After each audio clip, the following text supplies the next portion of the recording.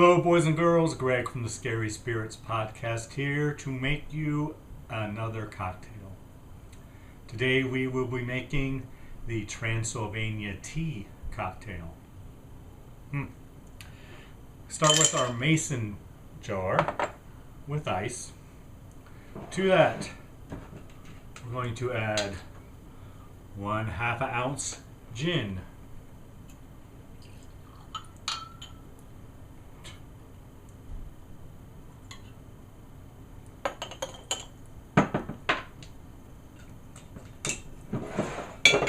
Followed by 1/2 ounce raspberry liqueur, such as razzmatazz.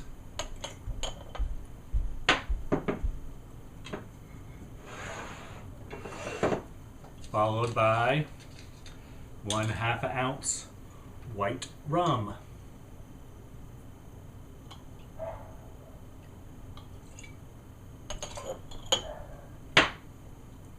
The dog's excited. Next, 1/2 ounce tequila.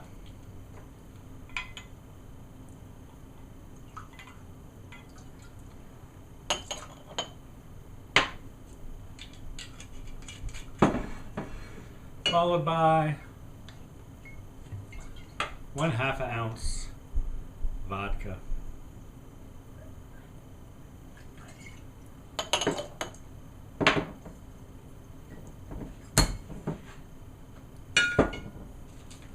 Next, we fill the glass halfway with cranberry juice. And the rest of the half, sweet and sour mix.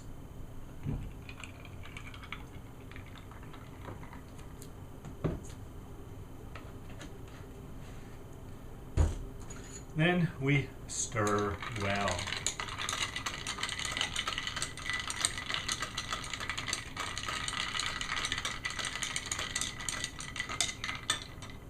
There you have Transylvania tea.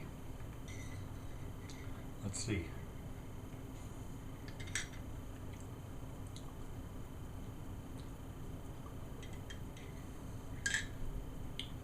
It's pretty good. Yeah, I dig it. Thanks for watching. Please drink responsibly. See ya. I'm not a trained vampire hunter by any stretch. Full disclosure, I'd probably pee my pants in fear if I was supposed to kill a vampire. And far be it from me to tell someone how to do their job. But come on, man! Van Helsing is a professional, right? So please tell me why he leaves his monogram vampire killing kit behind, goes out in the dark, at night, to face his enemies. I just don't get it. I mean, how many vampires has this man killed? You would think he would never leave home without his gear. It's possible I'm being too hard on him. Mistakes happen. But this one seems to be a big one. And a recurring one. Maybe Van Helsing was never a Boy Scout. Remember, people, always be prepared. Cheers. Welcome to the Scary Spirits podcast. Please be advised that the presenters may use adult language and or discuss adult situations. This podcast is not intended for younger listeners or those that may be easily offended. So, if you're ready, let's go.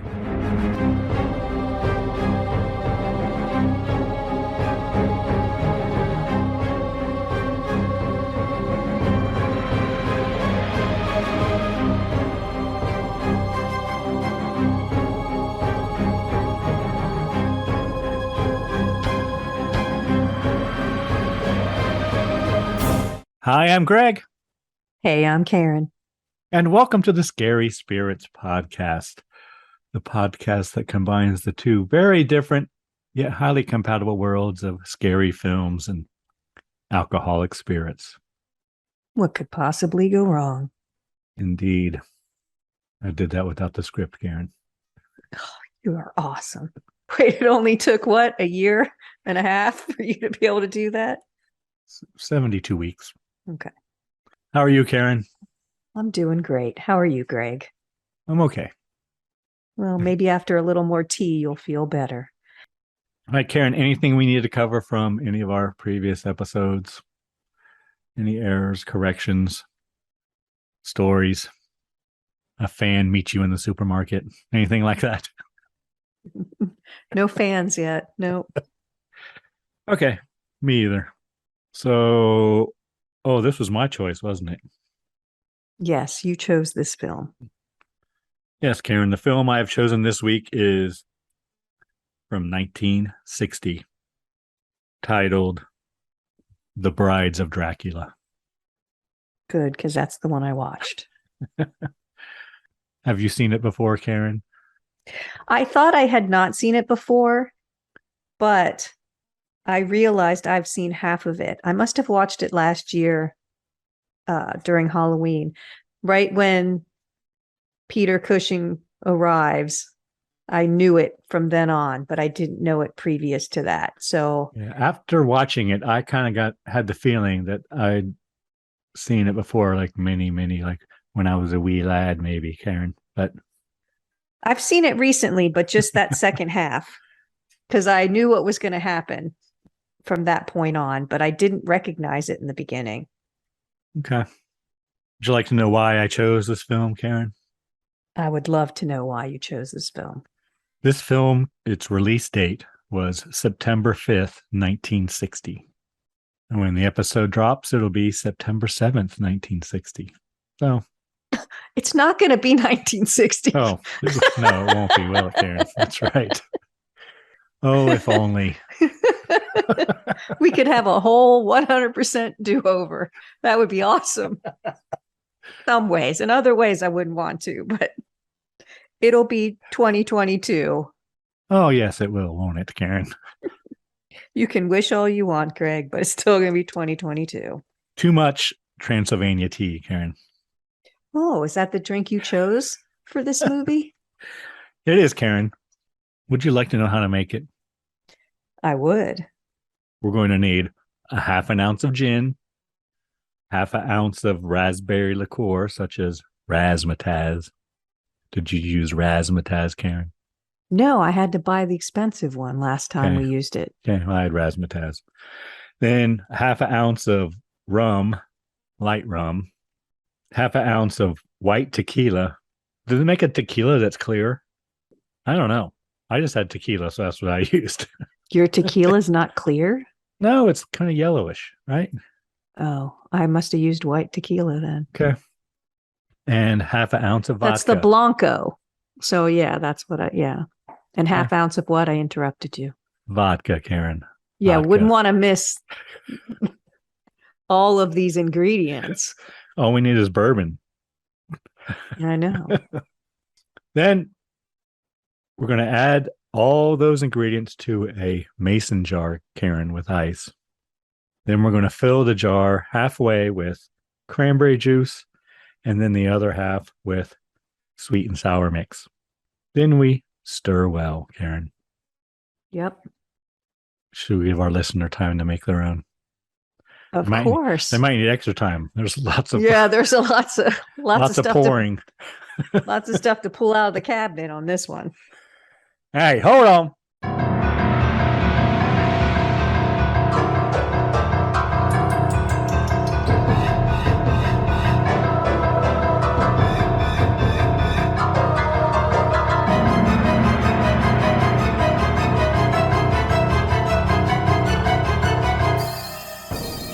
And we're back.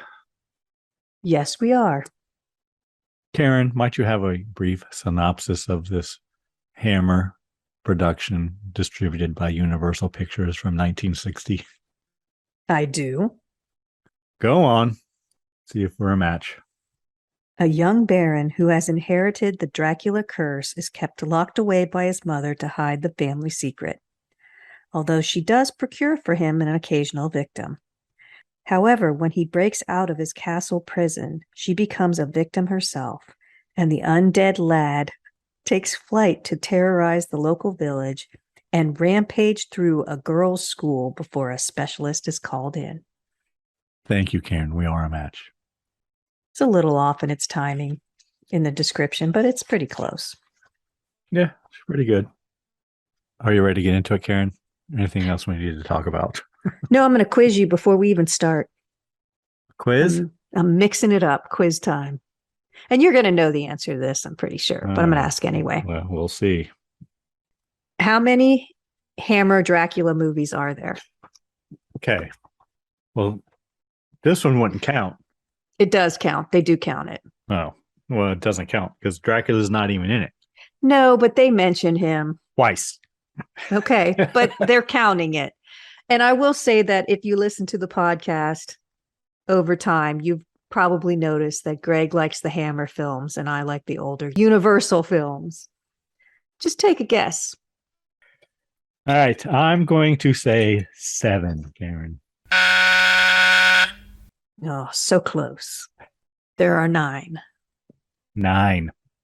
Of those 9, how many did Peter Cushing star in? Of the 9, I'm going to say 7. Good guess. He did star in 7 of them. Yes.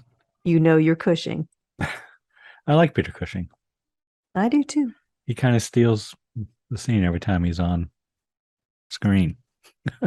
He just seems like a very comforting presence for some. And confident. Comforting and confident. He is. So they count this one, right? Yes. So we got The Horror of Dracula, this film, The Brides of Dracula, Dracula, Prince of Darkness, Dracula has risen from the grave, Taste the Blood of Dracula, Scars of Dracula, Dracula AD 1972, The Satanic Rites of Dracula, which we did, Karen, and had lots of views on YouTube. Yes, we did like over find out. 100. We did find out that a lot of people search for satanic rites.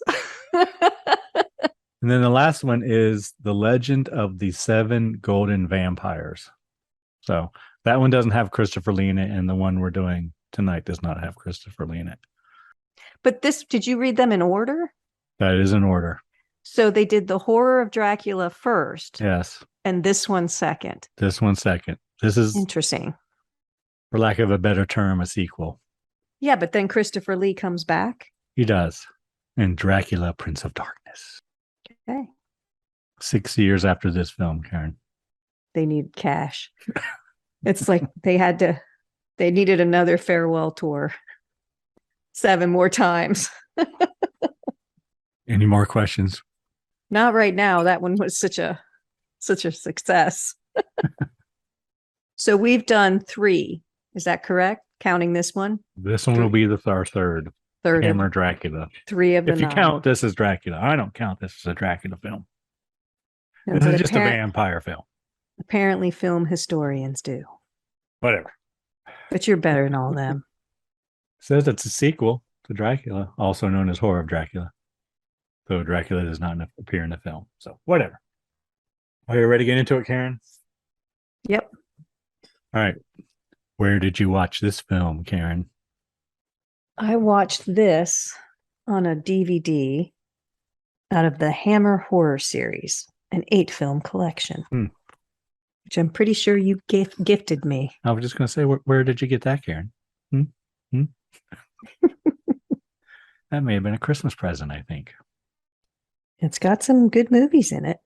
All right. Well, I watched it on Amazon Prime Video. So the first thing I saw was rated NR, Karen. Excellent. No other warnings. Well, they don't swear. They don't smoke. You don't even see any violence. Drink really. lots of wine. That's true. They do drink. There's a little blood. One guy does say jackass. That counts as swearing. Explicit. Then we have credits. And I wrote that I liked the font. I did too. It's a nice old movie font. Then we have a narrator, Karen, after the credits. With Peter Cushing, the only one above the title. Then we have a narrator. Talks about Transylvania, land of the dark forest, dead mountains, blah, blah, blah, black lakes, blah, blah, blah. I didn't make a note of it all. Dracula is dead, the narrator says, but his disciples live on. Yeah, so that's the first mention. Count Dracula is dead, but his disciples live on to spread the cult and corrupt the world. So that's one mention of Dracula. One of the two. Right in the very beginning. Next, we're in a foggy forest, Karen, I wrote. And there's a coach, and it seems to be in a fucking hurry. It does. Poor woman in there's holding on for dear life, bouncing around like crazy. It's a rough ride. And she does like roll down the window and poke her head out and say, "Not so fast, please. Not so fast." With her French accent. And the driver doesn't slow down and he whips the horses to go faster. Correct. You ain't slowing down. But then the horses stop. Apparently there's something in the road. The driver thinks it's a body at first, a corpse. Because the horses are afraid of it. They rear up, but turns out it's just a log, a big log. Yeah, he does cross himself before he gets off the carriage, the coach.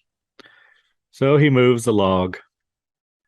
Then the lady in the back wants to know why they stopped. First she didn't. First she wanted not to go so fast. Now she wants to know why they've stopped. Make up your mind, woman. Jesus. Backseat driver. So he moves the log. He jumps back on the coach, and we do see a man come out of the woods, Karen. Yeah, who is that? Who is that dude? I know, right? No, seriously, who is it? I don't know. I don't know either. Well, at this point, we definitely don't know who it is. Do you know later who it is? No. It's a but he dude. jumps, he comes out of the woods and he jumps on the back of the coach as it's driving away. But it's not Cushing and it's not the Baron. Nope. Okay. I just wondered if I missed something huge because who's the guy watching? Okay. And the first time we see the Baron, I thought it was this dude. But he looks completely different. But he does, yeah. Once I see him, I'm like, well, wait a minute, that's not that guy from the forest at all. All right, so there's some random forest dude that we don't know what his purpose is. But he watches the driver move the log, then jumps back on when the carriage is going again. Yeah. He jumps on the back. They get to town, and the guy jumps off the back of the coach and pays the driver a handful of coins. Okay, I didn't notice that. Yeah, he did. Well, first she goes in and, she gets out. And then while she is in the... Oh, wait, no, I do have it. The elegant looking man... He walks up to the driver and drops a handful of coins into his... The elegant looking man tips the driver. Yeah, and he's an older dude. He's got kind of salt and pepper hair too, right? Yeah. So the woman goes into this cafe, I'm calling it. It's a pub. Why couldn't I come up with that word, Karen? I don't know, because cafe sounds so sophisticated. Pub. Of course, it's a pub. Welcome to the Running Boar. Was that what it was? Yes. They have hot goulash and sauerkraut and some red wine, and she is eating alone. And I will tell you, my mom used to make goulash all the time, and I hated it. And I don't know why, because the way she made it was just hamburger and noodles.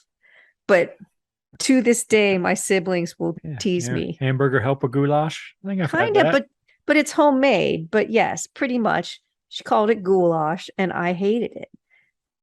What are we having tonight? Goulash.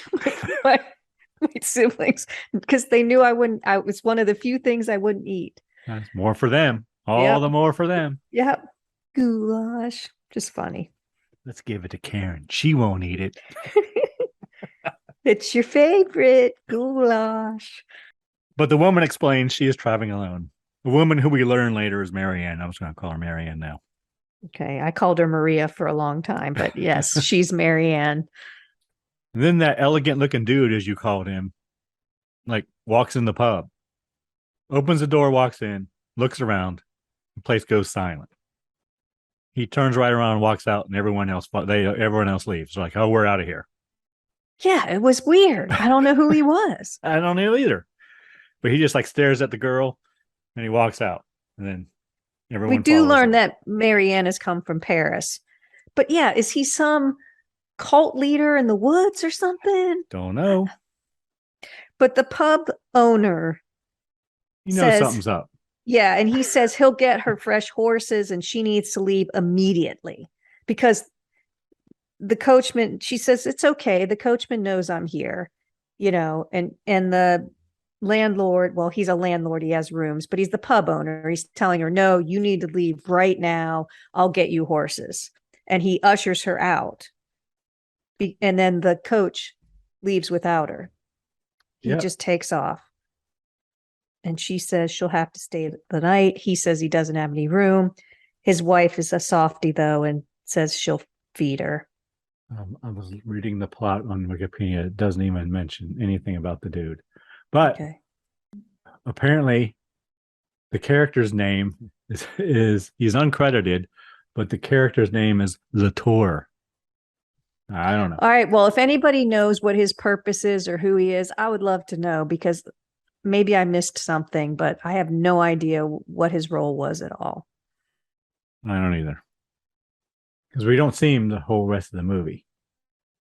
No, but when he comes in, he scares everyone. He does. And then they all leave. Oh, wait a minute. I may have found something. I found a reference to the novelization of the film.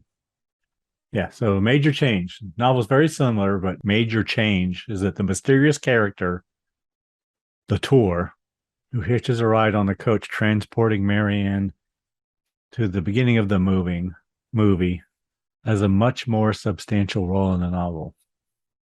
In the book, he is named Latour and functions as sort of a sinister thug for the Meinster family. So that might be how the Baroness knows she's there. Yeah. He might have reported to her that a young woman has arrived in the village because what happens I guess we're supposed to know that because it's kind of inferred from him paying the driver and the driver leaving her there and all that other stuff. All right. I didn't get it, but I don't either. But that makes sense. So he pays the driver to leave. The driver leaves. And all of a sudden, the Baroness knows that there's a young woman in the village, and she arrives at the pub. She does. Well, first they lock the doors, and they don't want to let her in, but as the door is knocking, they let her in. The pub owner says he has to. They open it, and an older woman walks in asking for wine, and it is Baroness Meinster. Everyone's gone except for the girl. And the pub owner and his wife. Yeah. Baroness invites the girl to come have a drink with her. Actually, she insists. Because she's got the good stuff. Yes. It's much better than the Valley wine they gave the girl. That's right. So she brings her own wine to the pub. Is that what she's doing? No, they have the wine. Or they have it but it's only stashed for her. Yeah. Okay. But the girl, Marianne, explains that, yeah, she's stranded. She's on her way to the Lang's School for Girls or whatever, and she's to begin teaching there. Baroness says that she will get her there first thing in the morning and invites her to stay with her that evening in Castle Meinster. The pub owner's wife says, we have a room. You can stay here. We have a room. But the Baroness has already got her in her clutches. Yes. And then we learn the girl's name is Mary, and she introduces herself to the Baroness as she's getting in the coach, and they drive away. And Latour, I guess, watches. Yeah, from behind the carriage. Next, we arrive at the castle and we meet Greta. Greta shows Marianne to her room. Well, yes, and dinner's in 10 minutes. And Marianne's impressed with the castle. It is nice. It's big. There's candles everywhere.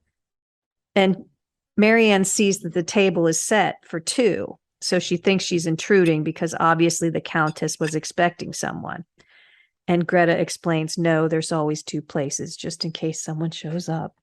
Yep, just in case. And Marianne says, well, I did come, didn't I? Why, yes, you did. All right, shows her to the room, tells her again, 10 minutes, don't keep the madame waiting. It's an elegant room. There's a 4-poster bed. The kind of room you'd expect in the castle. Marianne goes out on the balcony, and below she sees a man. And right here, I wasn't sure if it was the same dude from before or not. But then she comes in, and Greta startles her as she comes back into the room. Yes, so she's out on the balcony, and when she comes back in, Greta's right there. Yep, it's been 10 minutes. Where are you?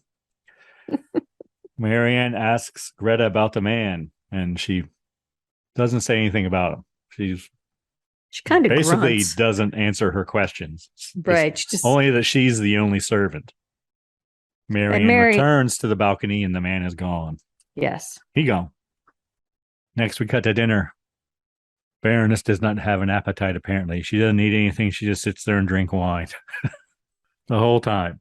You're going to be a baroness when you get older, Greg. Don't drink wine, Karen. It's true. She drinks a lot of wine. So we think, at least I did, that perhaps she was a vampire because she's not eating and she's drinking the wine. Yeah, so did I. She also is dressed exactly like the Disney stepmother from Cinderella. What's her name? Lady Tremaine. I mean, she's all in purple. Her hair is up. Hair is similar. Yeah, she looks just reminding me. Yeah, it looks just like her. So I don't know who stole from who. I guess Disney was first, right? Yep. All right. 10 years earlier, Cinderella came out. Boom. Look at you and your Disney knowledge. It's the most wonderful place on earth, Karen. I suppose. The Baroness does explain that the man Marianne saw was her son. Yeah, she's very honest and upfront.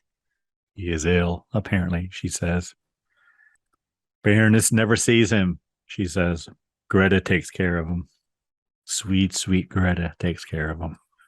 The Baroness's lipstick is ridiculous and distracting. It's like she put it on in a car going 55 miles an hour hitting potholes. I mean, it's not that bad. Oh, it's awful. I don't know if they were trying to make her lips look bigger, but it's just all over.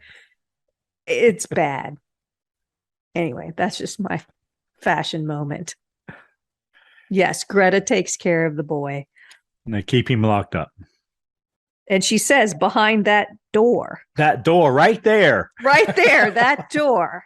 And he's an embarrassment. And he has made her suffer unbearably. She used to have the most wonderful parties. Yes. People used to come from as far as Paris to come to her parties. And Marianne says, surely something can be done. Baroness explains that she is tired. Yeah, she didn't blink a lot up to this point. I'm starting to make a note, like she's not fucking blinking. She's a vampire. That's what I was thinking. But then she does blink her eyes and says, oh, my eyes are tired. She wants to go to bed. So Marianne excuses herself. And as she's leaving, she does say, God bless you to the Baroness. And the Baroness says, if only he could, Karen. Yeah. So we kind of, at least, like I said, me, and it sounds like you think that she's quite possibly a vampire. Yep. I thought so at this point. Next, we see Marianne in bed, Karen. She's restless. She hears footsteps. Goes back to the balcony. She's got to put on her flowy robe. She does. Her sheer flowy robe over her nightgown. Yeah, her robe over her nightgown, which isn't all that sheer. No, it's not. I knew you would be disappointed by that. But the robe is beautiful and flowy. We should say... and she does have her hair down. She looks better with her hair down, too. Yes. But she's brunette, people, so Greg's not going to be all excited. Is she? She's not a Hitchcock blonde. She might be a redhead. I think she's a redhead. Yeah, she's a redhead. Sorry. But no sheer nightgown and no blonde hair. No. But go on. She goes to the balcony. She sees the man again below her, and he looks like he is going to jump from his balcony. Marianne yells, "No, don't!" Then she runs back in and runs down to exactly where he is because Baroness told her exactly where they kept him. Right. Go right through that door. So Marianne goes in and he wants to know, who are you and why are you here? And she explains that she has come to help him. Well, she saw him from her window. Yes. She was afraid he was going to kill himself. And he says he can't. And he says, come closer. Don't be frightened. I want to see you. I want to look at you. Let me see you in the light, child. I said, is this a love connection? Come on. And he's in the dark and you can't really see him. And he says she's beautiful. But then he steps out from the darkness and you can see him. And he asks her to come to him because he cannot come to her. And we see that he is shackled and chained, Karen. Yes, he is. Very fancy shackled and chains, too. Like the Baroness spared no expense. I think they're fucking silver or something. Well, that would make sense, wouldn't it? I don't know. Don't vampires not like silver? He doesn't seem to have Van Helsing doesn't mention it later, so. But that is part of the lore. But he doesn't seem to have superhuman strength. No. Throughout the movie. He explains that he is Baron Meinster and that the house and all of his lands are his. His mother is jealous and keeps him locked up, Karen. Yes, she's vicious.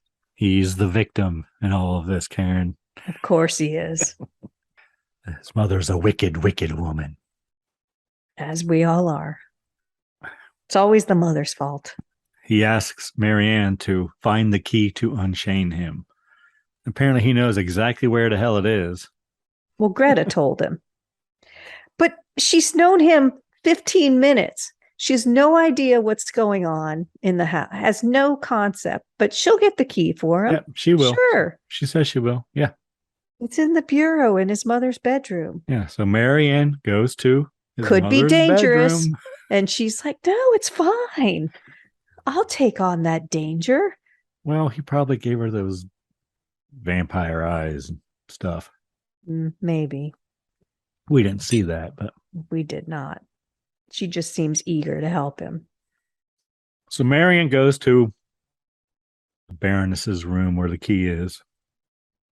And we see the Baroness following behind. And I get the feeling the Baroness could stop her, but she chooses not to. The Baroness goes to Mary Ann's room, sees she's not in bed. And then the Baroness goes to her own room looking for Mary Ann. And you're right, she seems to know that Mary Ann's on the balcony, but she doesn't lock her window. So she could get back in.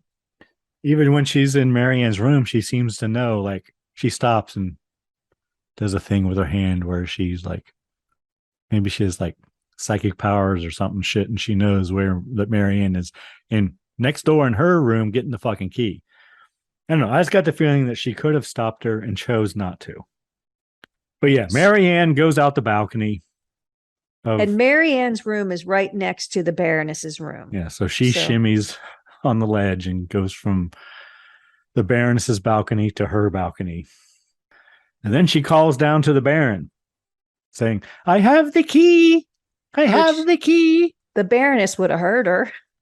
So she ties a hanky to it and throws it down to the Baron. The old hanky trick. Yeah. And he tells her to meet him outside. Next, the Baroness enters Marianne's room and wants the key. Marianne says she does not have it, and she ain't lying. It's true. She's not lying. Nope.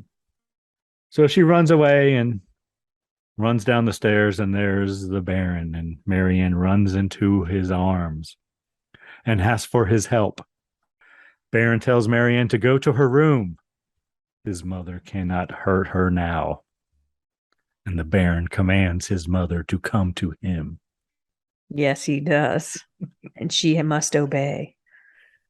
Yes. Next, cut to Marianne in her room. She hears screams. Goes to the balcony. And she hears who I think is Greta yelling, "Oh, God, help us, he's gone. Oh, my God. Oh, my God. I couldn't tell if she was laughing or crying or screaming. It was She's weird. Hysterical. Yes. So Marianne, of course, goes down to the room to investigate, and Greta's there. As I said, she's hysterical. Greta explains that he has gone into the night, and she talks about bats and wolves. she does tell Marianne, you don't know what you've done. Yes. But Greta she's a good Renfield. She's out there. At least that's how she's playing it. She is. Hysterical, a little off, not quite all there, 100% into the master, or that kind of thing. She's taken care of him for 20 years. Or more. Does she say 20 years? I think she says 20 years to the Baroness. Okay. So Marianne asks about the Baroness, and Greta says, "Oh, she's close. Would you like to see her? Would you like to see her?" That's when she's laughing. Yes. That's what I mean. She's very Renfield-like. And we see the Baroness slumped over in a chair, and she gone. Apparently. Sorta. Greta says she's dead. And he's free, and she laughs hysterically. Marianne runs away. So we have a kind of a montage of Marianne running through the foggy forest at night, Karen. I'm like, where is she going to go? She just runs into the darkness. Next, we cut to Greta. She talking to the body of the Baroness, I guess. Yeah, and we do see 2 bite marks on the Baroness's neck. Do. Yeah. And Greta blames the Baroness for the sickness of the Baron. Yeah, she says you spoiled him. Yeah, she's been bringing young girls there for their blood to keep him alive, too, she says. And then Greta goes to where his coffin is, and we see it. And she says, he must come back before the cock crows, Karen. Yes, she's certain he'll return to the castle. He'll come back to his old Greta, and she laughs hysterically again. Next, we cut to Van Helsing finding Marianne in the woods. He has white horses, which is always a good sign. Of course he does. Marianne's sleeping on the ground. Van Helsing takes Marianne to the pub. Well, wait. Before he does that, he breaks a capsule of smelling salts. Oh, does he? To wake her up. You know what's in smelling salts? I do not. Yes, you do. I'm assuming there's some ammonia in there. Yes. Smelling salts are a combination of ammonium carbonate and perfume used to restore or stimulate your senses. Most smelling salts you see today are actually aromatic spirits of ammonia, which are a mixture of ammonia, water, and alcohol. But when I looked it up just to see I was pretty sure I knew it was ammonia, but I didn't know what else might be in there. Because I Googled it, there was a picture of Peyton Manning next to it with smelling salts under his nose. It's like, Google knows me well. Okay. Of course.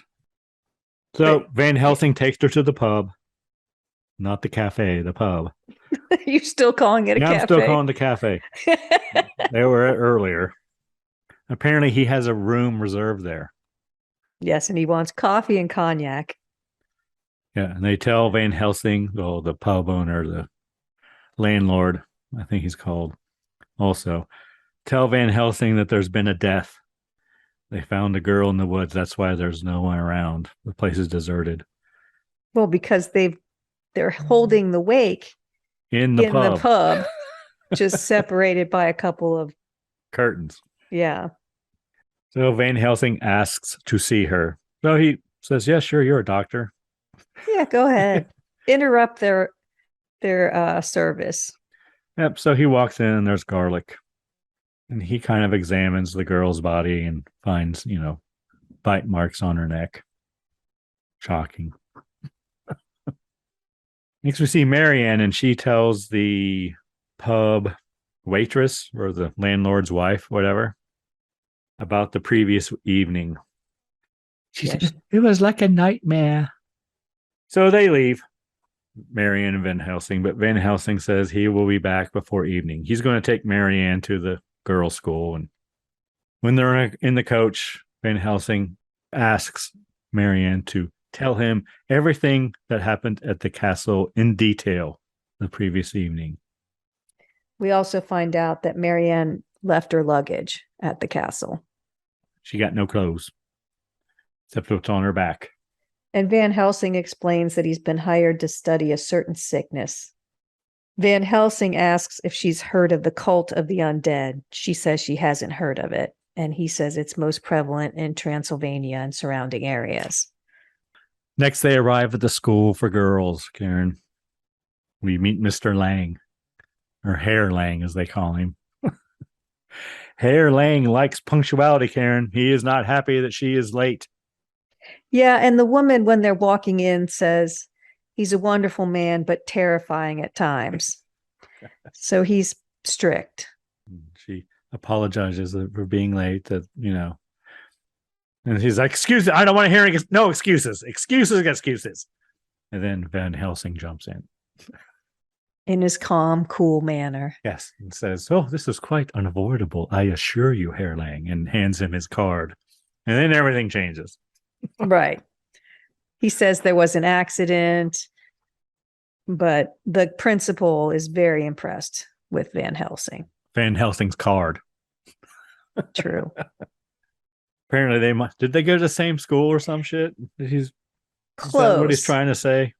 He said they were almost at the same school. So yeah. He's just trying to make himself look better. It's like, you were at Cincinnati and I was at Miami, but we were almost at the same school. They were both in Ohio, Karen. I think it's more like Van Helsing probably went to Harvard and he went to another school nearby or something. And he's trying to make it seem the same. Yeah, that's what I think too. And Van Helsing says that he will be coming back to visit Marianne in the future. And, oh, yes, of course. Door's always open for you, Dr. Van Helsing. Even though his rule is none of the girls are allowed to have male visitors. No followers. No followers, which I thought was funny, given that we use that term now for Instagram and Facebook. You're not allowed to have any followers, he said. Yeah.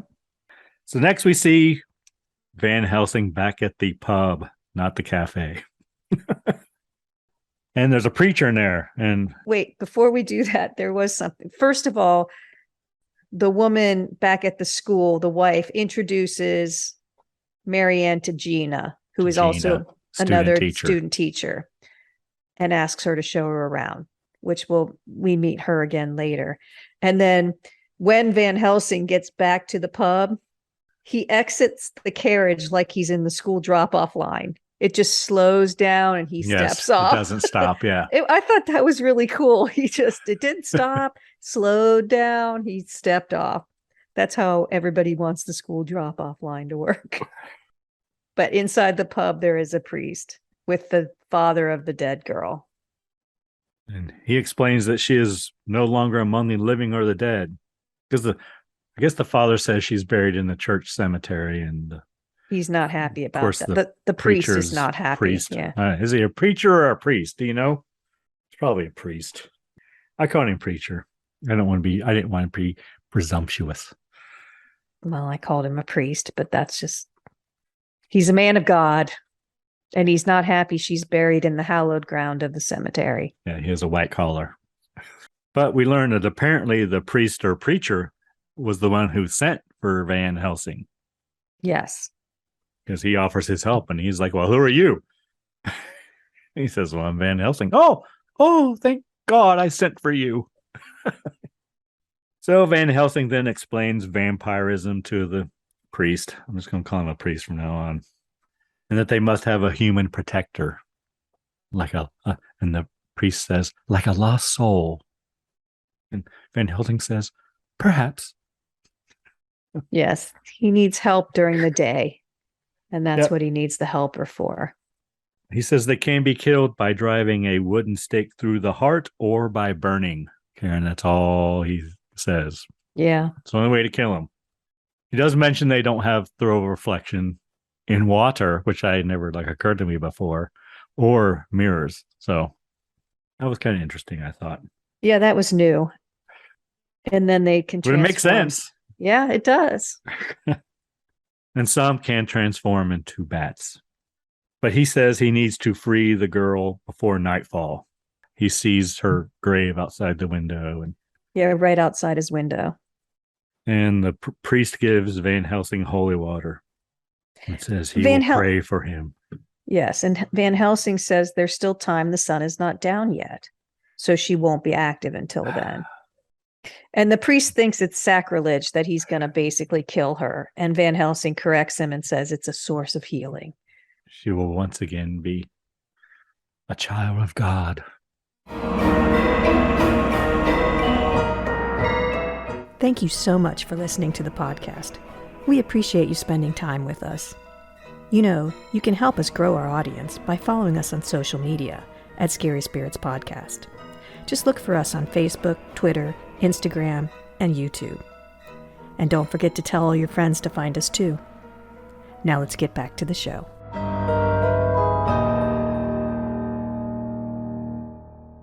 So next we see Van Helsing heading out to the cemetery, and Karen, it's getting pretty fucking dark. I know. I said, looks pretty dark to me. Did it take him that long to gather his tools? I don't know what's happening. And you're right. He does have holy water. He hears whispers, and then we see Greta. I wasn't sure at first, but I think it's Greta. Yeah, I said it's Greta. She's like laying on top of the grave, encouraging the girl to rise. Yeah, dig yourself out. I can't help. I can't help, my sweet little thing. I don't know why she can't help. She's acting like she can hear her, though. I know it's dark. Push hard. It's like she was having a baby. Push harder. Push. One more push. You can do it. Just one more push. And Van Helsing watches. He just stands there and watches all this shit. Yeah, and a hand comes out of the ground. And then she opens up her casket there, and she's a vampire. She rises. Looking quite beautiful with her new teeth. And pale face. Yes. Preacher arrives and yells, or the priest arrives and yells at them. Greta stops them and tells the girl to run away. Priest grabs Greta. Van Helsing chases the girl. And Van Helsing is attacked by a bat. So do you think that was the girl, or was that the Baron? The bat. I thought it was the girl. Okay. At the time. I said, it knocks Van Helsing down and flies off into the darkness. Nope. Comes back and attacks him. Then it flies off. Next, we see Van Helsing entering the castle. With his vampire kit. And with his bag. Yes. His vampire kit. Which is monogrammed. Of course. And he seems to know exactly where to go, Karen. He knows exactly the locked up room they kept the Baron, apparently. Well, that's because where he Marianne heads to. told him in the carriage. Yeah, that's true. He said, don't leave any detail out. So he's going to know where to go. That's true. But he takes out his crucifix before he goes in there. Yep. And he finds the shackle and chains. He finds the room where the coffin was, but now it's gone. I wrote question mark, but we find out later. Yeah, yes. I said it is indeed gone. Yes. But there was it's hard to tell. I even rewound it. See, is There's that the an coffin, outline. or is that the outline of where the coffin was? I couldn't tell exactly. Yeah, it was weird though, because it was a black outline. Yes. So I don't know why that was. Next, but the Baroness enters. she comes up behind him. She has fangs, Karen, although she covers them behind a scarf. Yes. And Van Helsing says, she says, you know who I am? And he says, I know who you were. Yes, because Van Helsing says, I've come for your son. And she says, well, then you know who I am. And he says, I know who you were. And she is very elegant, and she doesn't want to, you can tell she doesn't really want to be a vampire. She's not interested in hurting him. And he knows that. They're having a pretty normal conversation. She wants his help. You get the feeling. Then the Baron enters. He and Van Helsing struggle. Van Helsing pulls his crucifix out, and the Baron recoils, but the Baroness does not seem to be affected, I wrote. The Baroness, when Van Helsing pulls the crucifix, she comes towards him and hides behind him. Oh, I didn't notice that. Yeah, so she doesn't seem to be affected by that, even though she's a vampire. But maybe she hasn't, maybe there's a thing because she hasn't, maybe she hasn't fed tasted yet or blood something. yet or whatever. And so, whatever. And the Baron escapes in his carriage after they fight. The Baron keeps knocking things over, candlesticks, things like that to get in Van Helsing's way as he runs, which again was kind of weird. Like he doesn't have super speed. He has to actually physically fight him. They seem pretty evenly matched. There didn't seem to be, I mean, I guess the Baron knocked over the big dining table, but still it didn't seem, he couldn't like jump up the wall or I don't know. No, he's pretty athletic though. The way he runs around and he jumps on top of jumps on the carriage and stuff like that. So was Peter Cushing. I was impressed. Yeah, Van Helsing, Peter Cushing, he's an athletic dude too. But evenly matched is all I'm saying. Didn't seem, So then there's a conversation between the Baroness and Van Helsing, and Baroness blames herself that it's all her fault for, spoiling him and keeping him alive and whatever. And again, her lips are distracting. She has to do whatever vile things he wants her to, and she's under his command. And Van Helsing says, there is one release. Cut to the girls' school, Karen. The girls' school. The Baron arrives. Well, the wife of the principal comes into Marianne's room and says, he's here. Everyone's excited. And Marianne doesn't know who's there. But he's brought her luggage. That was her luggage, yep. Yes. Then he kisses her hand. And Baron tells Mrs. Lang or Herr, Fraulein Lang, whatever. Frau, I think, right? Frau Lang and Marianne that his mother is dead. But Marianne already knew that. And she kind of like says, oh yeah, shit, that's right. You can see when she reacts. Now he's all alone up in the big castle. Yeah, poor thing. And Frau Lang leaves them alone for 10 minutes. You've got 10 minutes and I'm coming back in. Yep, 10 minutes. Herr Lang comes along and he learns what's going on and he busts in the room. He's hell to the no. Oh, that ain't happening. Hell no. No followers. He stops the Baron from kissing Marianne on the neck. Yeah. And Herr Lang calls him a jackass. They have words. Which was not a smart thing. No. Then the Baron introduces himself. Because at one point, as the landlord. Herr Lang says that, my landlord is the Baron Meinster and blah, blah, blah, blah, blah, blah. And Baron introduces himself. Yeah, I'm Baron Meinster. Sorry, I should have said so at the beginning. Which they just believe him. I mean, let me see your papers. Because everyone thinks he's been dead, but they all believe him. Then Herr Lang changes his tune once again, just like he did with Van Helsing. Marianne explains that she has agreed to marry the Baron. They are engaged, Karen. She's known him for 2 days. 15 minutes, Karen. Well, okay, yes, but I was like, what is happening here? But he's got those Bela Lugosi eyes. So. Nah, I don't think he does, but he's got that acreage and castle, maybe. But the principal was honored to let Marianne stay there for a few weeks while the Baron makes arrangements. I think he colors his hair. Who, the Baron? Yes. I don't know. It was pretty blonde. Yeah, looked fake to me. Right, next we cut to Marianne and Gina in their room. I guess they're sharing a room and they're cooking toast in the fire, Karen. Yeah, I thought they were roasting marshmallows, but they were not. They're making toast. And they talk about the Baron and his dreamy eyes. And yes, he's so dreamy. Just like Prince Charming, how I would imagine Prince Charming to be. Whatever. And because they're so distracted by him, Gina burns the toast. Yes. So Marianne leaves to get more bread. And opens the window because it smells so bad. Yes, let's smoke out. Isn't that convenient? Gina says, oh, I wish it could have been me. Then a bat flies in the window, Karen. And I wrote, there's a nice shot of Gina looking in the mirror. Yes. And you just know that someone's behind her, but we can't see, right? Yeah, and she seems afraid. She seems to feel like there's someone else there. So Gina turns and sees the Baron in all his vampire glory. With his teeth. And his bloodshot eyes. She's still drawn to him. His- He's still dreamy. I guess they're Christopher Lee eyes in this Yeah. case, aren't they, Karen? Yeah, they are because they're bloodshot. And the Baron bites her. But we don't see anything.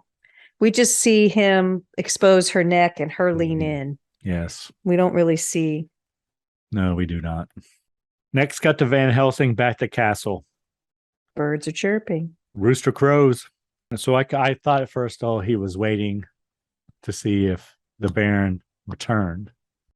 But then I thought, oh, he's waiting for dawn so that the Baroness will Not feel the stake. go to sleep. And then, Yes. yeah.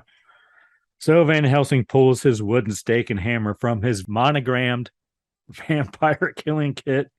Karen, he drives the stake through the heart of the Baroness. But she doesn't dissolve or anything. No, she just bleeds. Yeah, but usually they like turn to dust, right? Well, once again, she's not maybe a full-fledged vampire. She isn't fed. I guess. She just goes back to her natural self. He covers her with. That's red why he wanted velvet. to get the girl before she rose. But he rips the drapes off the window and covers her body. He's such a gentleman. He is.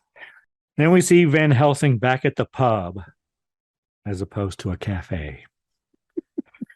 Priest is there as opposed to a preacher. He's happy to see Van Helsing, Yeah, he says that Greta got away. of course. Van Helsing explains about the Baroness and the Baron and what happened. Yeah, the Baroness became a victim of her own son. But then we see another doctor in the pub, Karen, and he's self-medicating, I said. I said, does he have a sinus infection? He's steaming.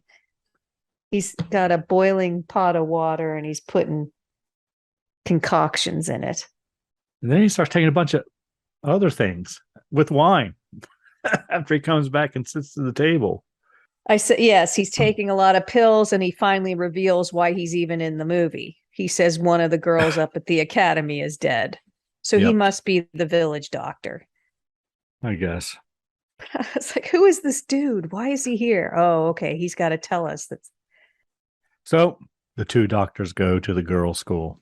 Yeah, the priest asks the doctor to take Van Helsing with him. And there's a little comic relief about charging specialist fees and whatnot. But they get to the girls' school and we see that Jean is gone. Van Helsing shows the other doctor the puncture wounds on her neck. Van Helsing tells him that it was a vampire, but he does not believe in such nonsense, Karen. He's a man of science. Science! He does ask if he's ever seen it before. Van Helsing does. And the doctor says not very often, once or twice in the villages in the forest. Van Helsing then goes to tell the Langs that Jean had died due to a fever and it's very contagious, so they must keep her locked away and hidden. Gives the Langs instructions to keep the doors locked. He wants someone to watch over Gina's body. 2 reliable persons, I think he says. Yeah, he wants them to put her coffin in the stable and then have it guarded until he comes back. And again, he says, guard it until nightfall. He will be back by then. Yes. So why doesn't he just do it now? Don't know. Next, Marianne tells Van Helsing that she is engaged to the Baron. Van Helsing seems very concerned, Karen, He does. and he checks her for bite marks. Yeah, he does. But she says he only kissed her hand. Marianne says that she hopes to see the Baron again tomorrow because Van Helsing says, well, when are you going to see him next? Hopefully said- tomorrow. She does say she's in love with him. And then Van Helsing does wish her well. He's like, everyone's, really super nice grandpa, non-threatening, supportive, he's a good guy. But yes, then he quizzes her and wants to know when he's coming back. Next, we cut to the coffin in the stable, Karen. I thought this was a nice touch that the horses were restless Yeah. because they know that the undead is in their stable with them. Because animals know that kind of stuff. They sense it in other movies. And I thought that was a nice touch. Well, we see Frau Lang and the coachman, I call him. right? I just said stable master. I don't know who he is. Yeah. Watching over Gina's coffin. And the horses are restless. And then Marianne comes to relieve Frau Lang. Do you think Van Helsing approved of Marianne being No. there? Yeah, I don't know why she came in. I It was don't know either. weird. As soon as she walked in, I'm like, uh-oh, here we go. There's going to be problems. We got trouble here in the stables now. Marianne is there, and she's talking to the coachman or stable master or whatever you want to call him, and a lock falls off of Gina's coffin. She has two padlocks on her coffin, keeping the lid shut. Yeah, and it just falls off like a magician's trick because it's still locked. It's still locked when it hits the ground. Yeah. The coachman or whatever he is picks it up, and you can't open it. It's still locked. And then Marianne tells him to go fetch Herr Lang, leaving Marianne there alone. And And I the thought, well, horses this are ain't good. Right, and the horses are ramping up, and this is bad. So Coachman's going to get Herr Lang, and he's attacked by a bat. Is he dead? Apparently. I couldn't tell. Back at the stable, the second lock falls off of Gina's coffin. She rises, and she is a vampire. And she goes to Marianne, says she wants to kiss her. Come give me a hug. Forgive me for letting him love me, Marianne. Then Van Helsing arrives. He runs into the stable. Coachman's dead. And I wrote, once again, he's fucking late. It's already dark. You're too late. Where you been? What's he doing? I don't know. Van Why Helsing did he have to rushes leave? in. Did he not have his kit? What's happening? I don't know. Van Helsing rushes in and Gina runs away. Marianne faints. He catches her. Van Helsing. Always have your kit. Always. Van Helsing carries Marianne into the school. He tells her that Gina and the Baron are vampires. And Marianne tells Van Helsing that the Baron is at the old windmill, because that's what Gina said. Yeah, at first she doesn't want to say anything. She doesn't want to say anything bad about the Baron. She doesn't believe it, but then Van Helsing's very persistent. And Gina did tell Marianne that they need to go to the old windmill to meet the Baron. So she knows where he is. That's how she can tell him where the Baron is. Van Helsing puts a rosary around Marianne's neck and tells her to barricade or lock herself in. She puts the rosary on just like I did after I watched Salem's Lot. Don't open the door for anyone, he says. Just like after you watched Salem's Lot, Karen. Yes, I had a rosary around my neck and one around the bedpost. That freaked me out. Next, we cut to the old mill. Is it the same mill from Frankenstein? I don't know. And of course, it it's shouldn't dark. be because it's Hammer. It's not. It's an English studio. It's not. Oh, you know, they just like old windmills in these movies, I guess. Yeah, Van Helsing's looking for the Baron, but I wrote Van Helsing isn't carrying his monogrammed vampire killing kit. Why? I wrote, of course, it's dark. So Van Helsing finds the Baron's coffin, but it's empty. But he's got a crucifix in his pocket. He does. He pulls out the crucifix and he starts to put it in the coffin. And just then Greta pops up and stops him. She tells the two vampire girls, Gina and the other girl, to go get Van Helsing. Van Helsing pulls out the crucifix and then Greta rushes him. She grabs the crucifix and in the struggle falls to her death, Karen. Yes. Down the stairs or something. I don't know. Van Helsing runs after her and tries to grab the crucifix from her hand, but it falls down into the depths of the old mill, apparently. Yes. The Baron arrives. Aaron, he and Van Helsing fight. The Baron strangles Van Helsing. He even sticks his tongue out and everything, just like Jabba the Hutt. That was a little bad, I will say. That was, for Peter Cushing, I was not impressed with his death or his almost death. But the Baron's wrapped a chain around his neck and he does stick his tongue out and cross his eyes. The Baron bites Van Helsing. Yeah, I was surprised by that. I'm like, oh shit, he gone. Yeah. Oh, hell no, he gone. And then he leaves. Doesn't have a lot of blood on his mouth though, so I don't know how much he was really into it. I was just, oh, he's about to bite him. Oh shit, he did bite him. So Van Helsing regains consciousness and finds that he has been bitten. He's upset. Yeah, he places what looked like a branding iron to me Yes. in hot coals there in the stable or in the windmill. I don't know why a branding iron's in the windmill. I think they would be in And the hot stable. coals are ready to go. Yes. Next, we cut to Marianne getting ready for bed. She's very tearful. Yeah, there's a bat outside her window. She removes the rosary from her neck as she is undressing. And her like thing around her neck is like a dickie or something, right? Yeah. Because she just like pulls it off. I'm like, whoa, wait a minute. I guess that's a way to go from day to night in an evening dress. Yeah. But she doesn't get very far in undressing before a window breaks, Karen. And the Baron enters. His timing is terrible. It's true. Next, we cut to Van Helsing. Well, she goes for the rosary, but doesn't make it. Van Helsing uses the branding iron and cauterizes his wound, Karen. Yeah, I've never seen this before. And then he pours holy water on it. Yeah, and the whole time, the two vampires are just the two vampires Standing there watching, not doing anything. I think they could have taken him at that point. I think they could have too, especially while he's unconscious. And maybe they need permission. I don't know. That's what I wrote. Two vampire girls are watching as his wound heals after he pours the holy water on it. Yeah. I wrote, what are they waiting for? ? That's what I wrote. But have you ever seen this in any other vampire movie where you could cauterize the wound and put holy water on it? And it was new. I'd never seen that.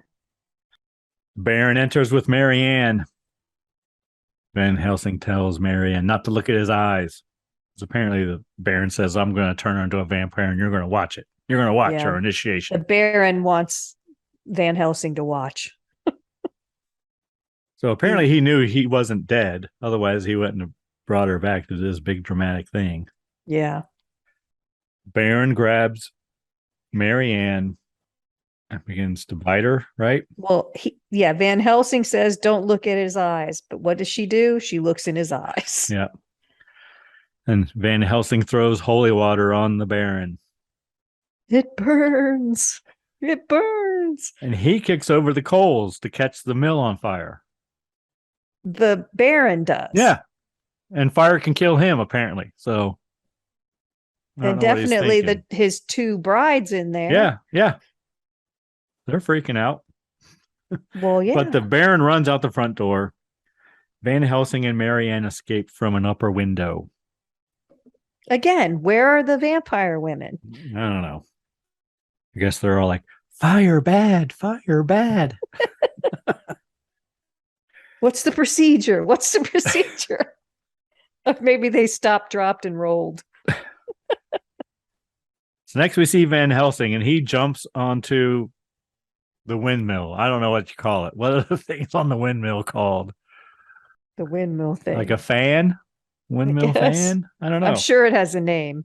Causing it to spin so that it is perpendicular and horizontal in the shape of a cross, right? Yes, and we should mention there's a full moon. So he's using the light of the full moon to cast a large cross shadow onto the ground. On the Baron. And the Baron just happens to be standing right at the center of the cross. Yes. And he collapses. And he struggles and collapses. I don't know. I guess he's gone. I don't know. But then Van Helsing and Marianne embrace as the windmill goes up in flames. But if the windmill goes up in flames, the cross is gone. True. So what? And that's the end. I thought what's happening here? The end. The Baron's going to get up as soon as the cross Credits. is gone. I was not happy with that ending. Maybe the 1-2 punch of holy water and religious imagery killed him. I don't know. I guess. He doesn't have his fucking vampire killing kit with him. Always carry your kit. I guess he could have grabbed a wagon wheel, spoke from a wagon wheel, or who knows, whatever. But credits the end. Yeah. All right, Karen. Anything you were pleasantly surprised by in this 1960 Hammer production distributed by Universal Studios? Well, I wasn't pleasantly surprised, but I'm always impressed with Peter Cushing. I think he's excellent in these movies.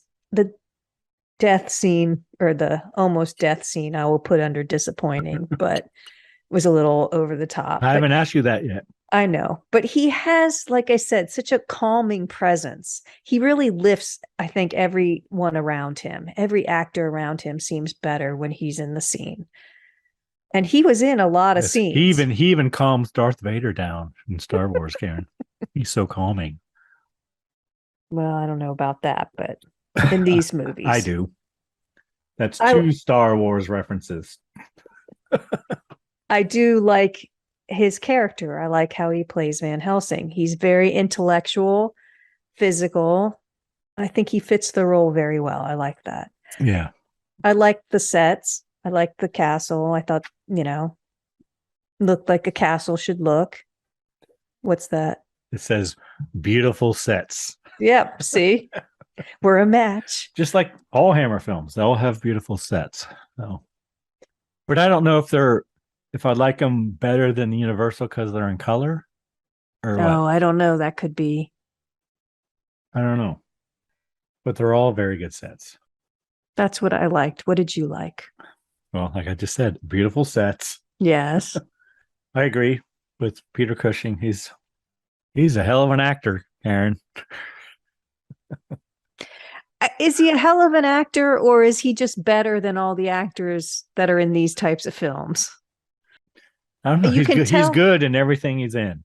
I mean, I guess I remember him in Star Wars, but I don't really remember him as Peter Cushing. I wasn't watching for that kind of, but he definitely, you can see, is a cut above the other actors, kind of like Christopher Lee is when he's in these films. You can just see it.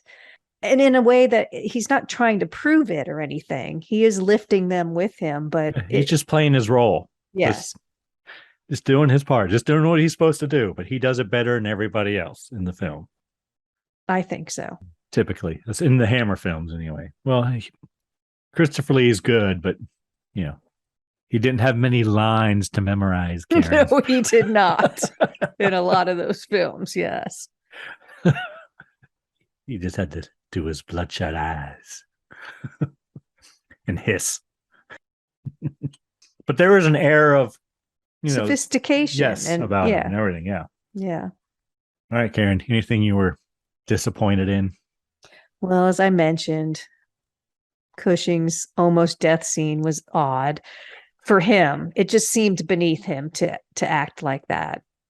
But he acted it well. Yes, but it was weird. Like when he tied himself up with a rope so that when he burned himself, he wouldn't flail around too much. And no, I mean the death scene, just where he stuck his tongue out and crossed his eyes. Yeah, that's how you and I would pretend to die in a movie. He's better than that, is all I'm saying. That's true. I didn't like the vampire. I didn't like the Baron. I didn't like his hair.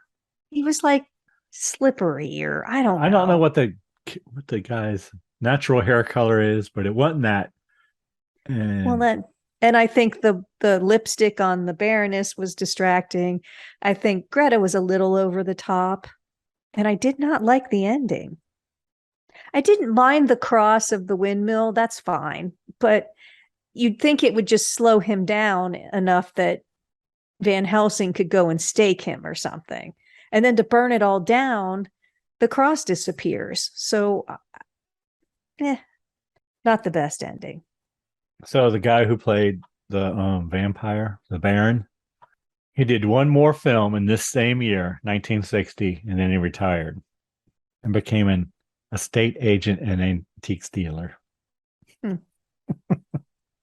He wasn't terrible, but that's not what I pictured. He wasn't.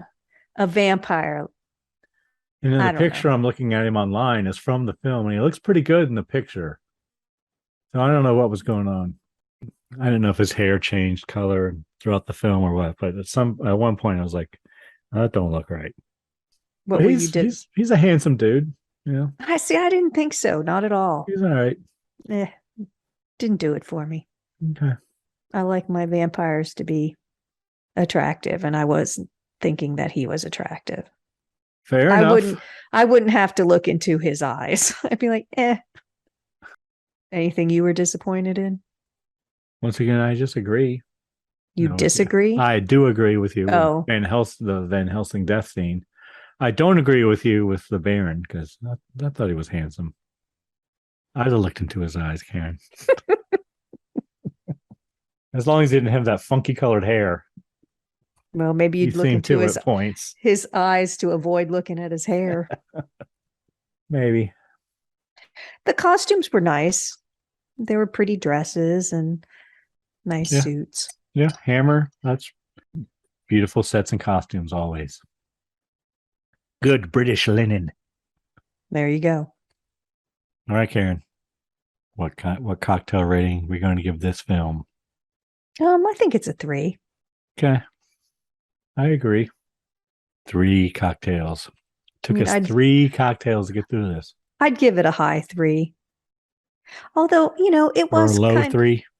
A high 3 or a low 3? A high 3 where you'd have to drink a little more. Oh, so almost a 4. But not really a 4. No, I think it's closer to a 2 than it is a 4. Oh, I don't think so. It's a solid 3. But it's still a 3. I did kind of like the story about the mom trying to protect her son. That was different. But I think it all came down to I did not find the Baron attractive. And that's the end of the story. Okay. Plus, it's called the Brides of Dracula, and they basically did nothing. Yeah. I was hoping for a little bit of, female centric. Historically, there are 3 brides, right? Yes. In the Universal, there are the 3 girls, right? The 3 brides. In Satanic Rites, right? I think there's 4 in that one, though, aren't they? Down in the dungeon. Well, they keep adding more, so I don't know.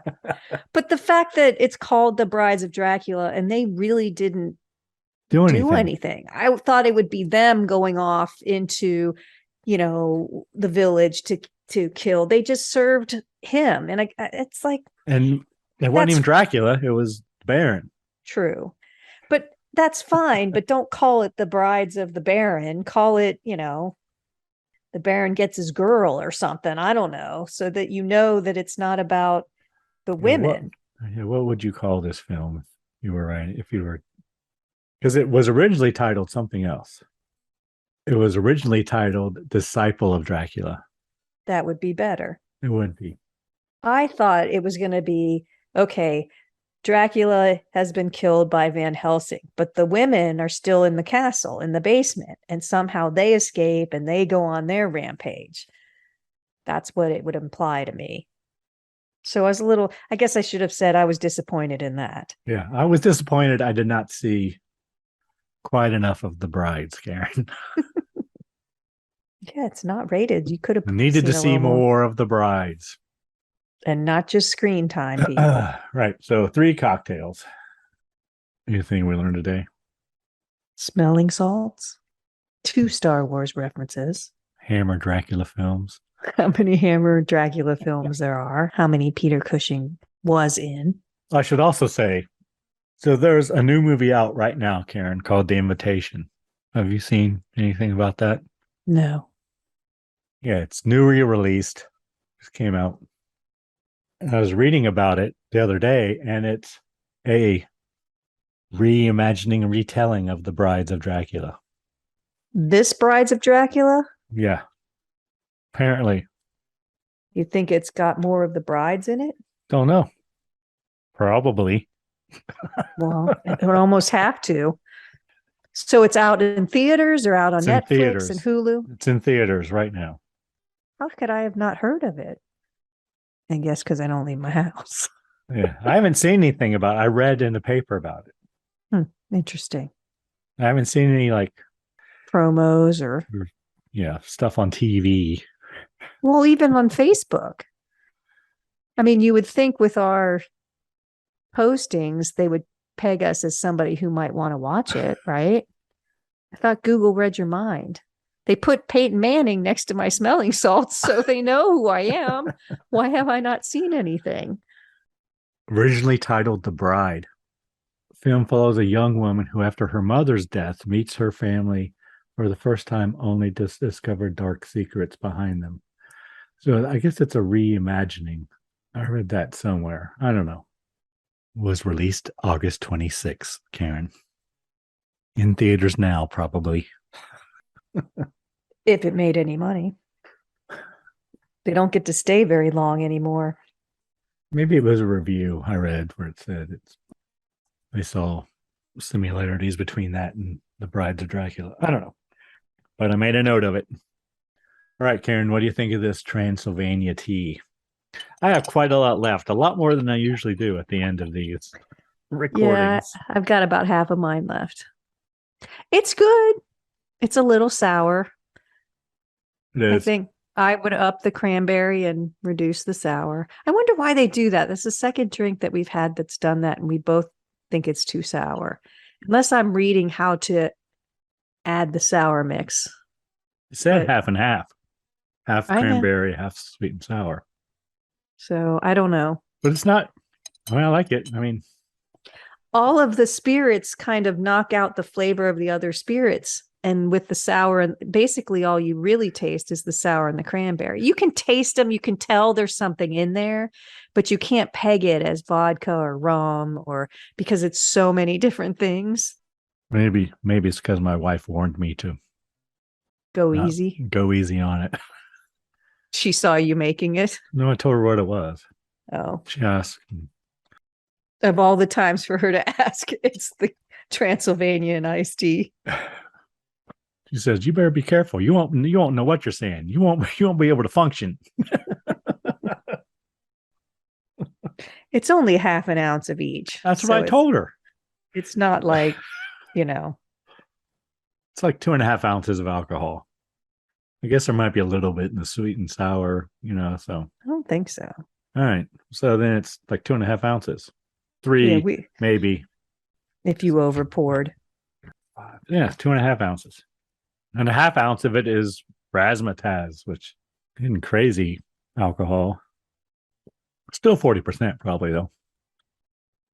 It's good, but I wouldn't serve it at a party or something because it's got so much liquor, so many different liquors, and it'd be too hard to make over and over and over and over. You'd have to make a punch. Yeah, make a big pitcher. Yeah, you'd have to make a punch bowl and say, over here we have Transylvania. But you do need to stir it because I noticed it was separating a little bit ago. I had to just give it a stir.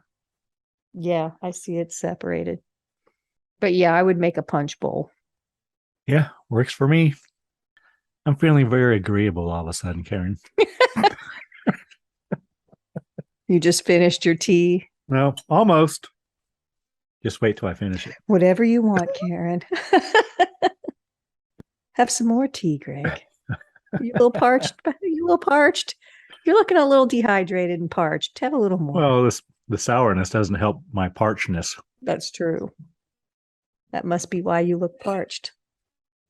Pretty good. I like it. I agree. It's just would be hard to make one after the other. Have I said I like it, Karen? You mentioned it. All right. Moving on. I guess next week is your choice then, Karen, your film. It is.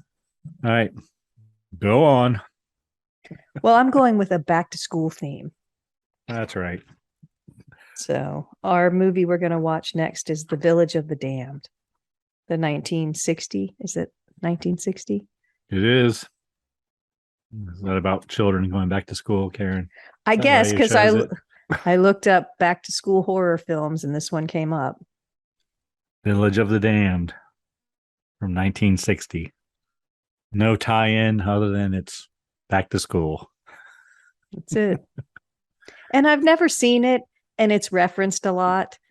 And so I just feel like it's one of those movies I should have seen by now.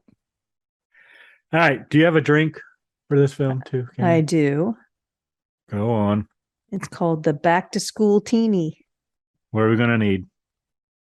2 ounces of vodka, half an ounce of coconut rum, half an ounce of apple juice, a splash of grenadine, and an apple slice for garnish. Fill a cocktail shaker halfway with ice, pour in the vodka, coconut rum, and apple juice, add a splash of grenadine. Shake, shake, shake. Strain into a martini glass and garnish with the apple slice. So it's like taking an apple for the teacher, but a way better one. Okay. I sure hope this movie is about back to school. No, it's not. I've never it's not. I've never seen it, but I'm hoping there's at least a school scene in it. Still sounds like a good martini. So, Right. Anyone you need to thank this week, Karen? well, as usual, I'm going to thank our listener. Because without our listener, what are we, Greg? Nothing. Thanks for spending time with us. We know there's a lot of podcasts out there. And you chose us, so thank you. What about you, Greg? Who do you need to thank? Well, Karen, I need to thank Julia Wentworth, Malik Good, and Zon Moy. Awesome. They all subscribed to us on YouTube, Karen, recently. And thank you. Fantastic. Our cult is growing larger. We're getting more followers. The principal would not be happy with us. And I need to thank the band Verse 13, of course, for providing all the music on the Scary Spirits podcast. Music does make the podcast better. Anything else, Karen? Please drink responsibly. Yes. Thanks for listening to the Scary Spirits podcast, where the movies might be iffy, but the drinks are always solid. We would love to hear from you. You can find us on Facebook, Instagram, and YouTube at Scary Spirits Podcast, or go to our website, scaryspirits.com. And if you want the direct line, email us at info@scaryspirits.com. If you really want to help us out, leave us a review on Apple Podcasts. And remember, always drink responsibly. See you next week.